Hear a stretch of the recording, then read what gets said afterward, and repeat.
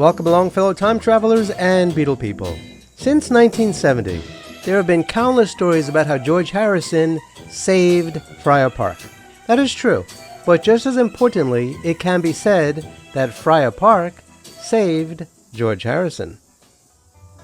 You see, living at Friar Park, the expansive Victorian estate in Henley-on-Thames, profoundly benefited George's mental health, providing a sanctuary where he could channel his creative and spiritual energies while navigating the pressures of fame, wealth, and the Beatles' dissolution.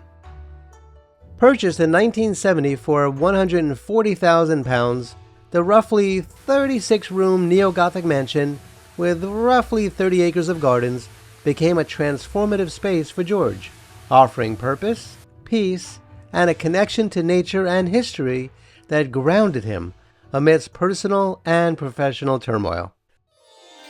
Restoring Friar Park gave George a tangible project that utilized his vast wealth and creative instincts. The estate, built in 1889 by Sir Frank Crisp, a quirky lawyer with a lot of really cool hobbies, had fallen into disrepair when George acquired it.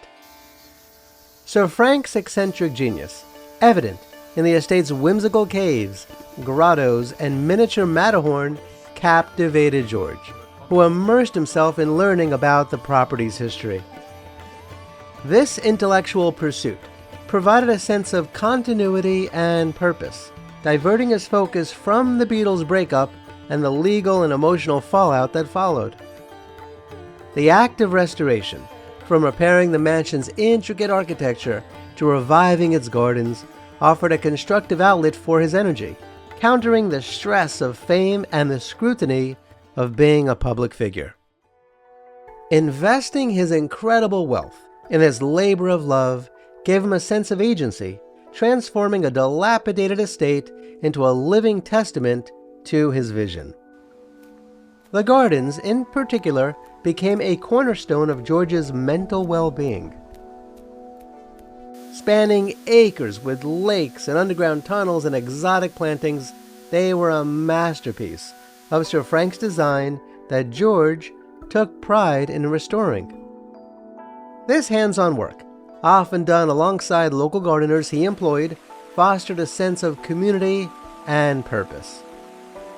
Hiring locals not only supported the Henley economy, but also grounded George in a network of everyday people, offering a reprieve from the isolating bubble of celebrity. Tending to the gardens, pruning and planting and redesigning became a meditative practice, aligning with his growing interest in spirituality and Eastern philosophy. The physical act of gardening, coupled with its cyclical, nurturing nature, provided a calming counterbalance to the chaos of his past, including the Beatles' breakup and the pressures of solo stardom. Sharing Friar Park's beauty with his loved ones further enriched George's mental health. With his first wife, Pattie Boyd, he explored the estate's whimsical features, from its secret passages to its serene lawns, fostering moments of joy and intimacy. After their separation, George's life with Olivia and their son Dhani, born in 1978, deepened the estate's role as a haven. The gardens became a playground for Dhani and a gathering place for George's friends and family, including fellow musicians like Clapton and Ravi Shankar.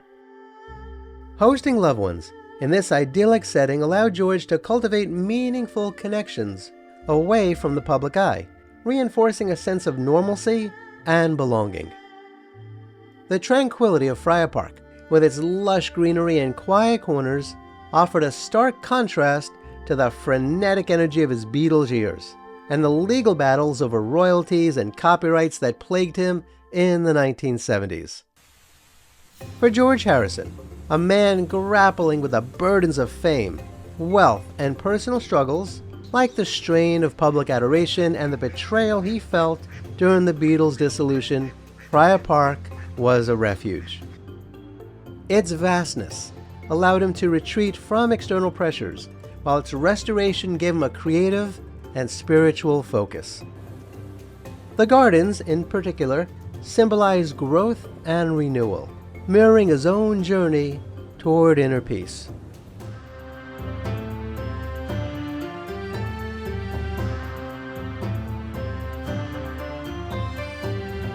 By curating this idyllic life, George found solace in nature, community, and family, using Friar Park to craft a serene existence that nurtured his mental health and creative legacy.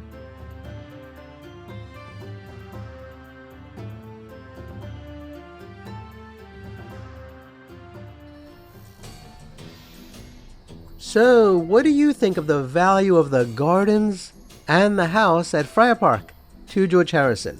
How do you think it inspired his creativity and brought serenity and calmness to his mind?